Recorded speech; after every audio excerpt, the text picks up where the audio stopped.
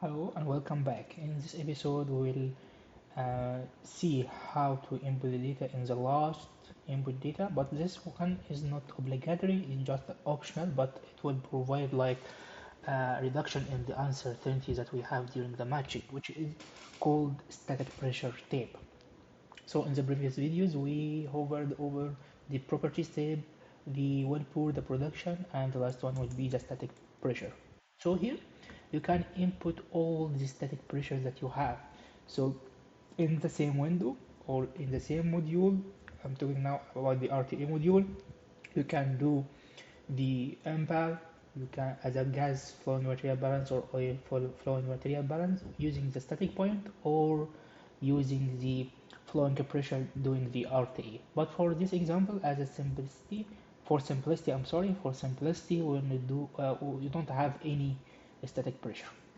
Another point I want to hover here, what is called CDIMF framework. This is some kind I came up with for the naming, but these steps is very common and is done by a lot of instructors before.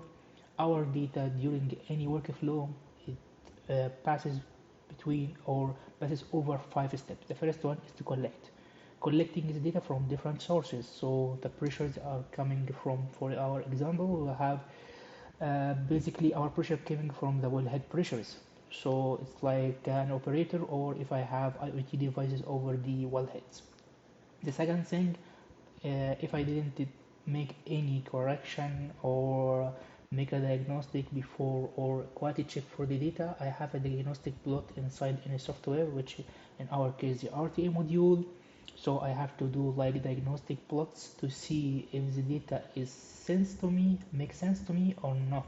It's very crucial because, as you know, the common rule, garbage in, garbage out. So you have to be very confident about your data to reduce your uncertainty toward doing your modeling. Then the third step is the interpretation. Doing your interpretation, doing your matching for the tool, and after that you create the model, either it's analytical or numerical. Then after that, what is the main purpose of all modeling that we did in any software is to do a forecasting. So your predictability of the model depending on several steps, and all of these steps depending on the discretionary decision or the intuition of the interpreter, which in this case is most likely the reservoir engineer. So that's all for this video. I hope to get the intuition behind the RTA and between the RTA and the decline curve analysis. From the next video, inshallah, we will starting diagnosing our plots and our data.